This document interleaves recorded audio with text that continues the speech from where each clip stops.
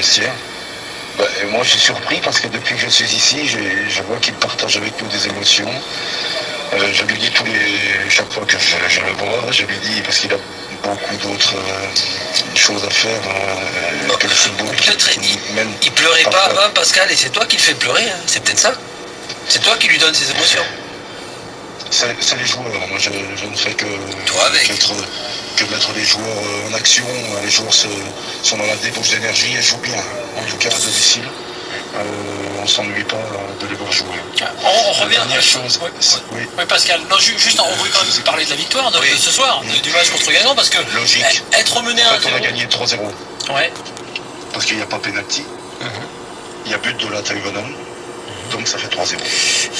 Ouais. Pascal, bonsoir. Je me rappelle, on s'était parlé cet été dans l'after, au moment où vous aviez un peu de mal à trouver. Il est pas là, Riolo. Comment? Non, il n'est pas là. Non, il n'est pas là. Il me prend pour un saucisson, il paraît. Non, il n'est pas là, Riolo. Ouais, on refera le débat quand il sera là.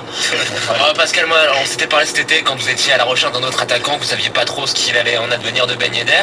Là, donc, on avait évoqué en fait le fait que vous pourriez jouer toute l'année avec un seul attaquant. Là, on a vu que ça marche bien.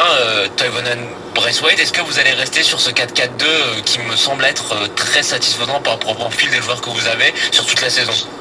C'est en fait un 4-4-2 hybride parce que et ambitieux, contrairement à ce qu'on voudrait bien faire croire. Voilà, Ola a cette large propension à voyager entre les lignes.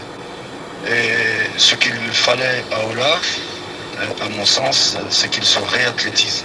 Parce que Ali, qui est parmi vous, le sait bien mieux que moi. Quand on commence à s'économiser pour courir, eh bien c'est qu'on est mal en point. Et quand au contraire on peut courir sans compter, alors là la qualité technique ressort.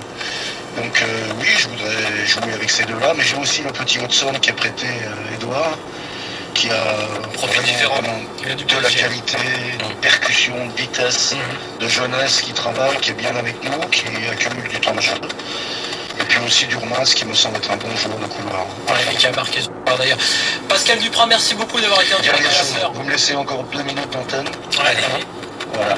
Je voudrais vraiment dédier cette victoire à une personne qui est en souffrance en ce moment entre la vie et la mort. Il s'appelle Fabrice Asensio. C'était mon recruteur à Evian.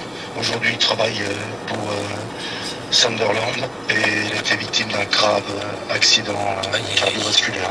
Donc j'espère qu'il va s'en sortir. Mais moi aussi. Voilà. Le message est passé, Pascal. Merci, Pascal. Merci, Pascal. Problème. Et en tout cas, bravo pour la victoire de ce soir, puisque Toulouse, on rappelle, a gagné 2-1. Merci. Et on prend date quand même, parce que avant le fameux Toulouse-PSG, il y a un Lille-Toulouse, mardi soir à 19h. Ouais, on sera là également. Merci, Pascal. Et merci. Et Ali, quand tu étais un peu de ma génération, tu me faisais rêver, tu étais trop fort. Ah, toi aussi, je me rappelle de toi. Allez, à bientôt. Ciao, Pascal, Pascal, qui était en direct sur RMC et BFM Sport, puisque vous savez qu'on est en simultané. On se quitte quelques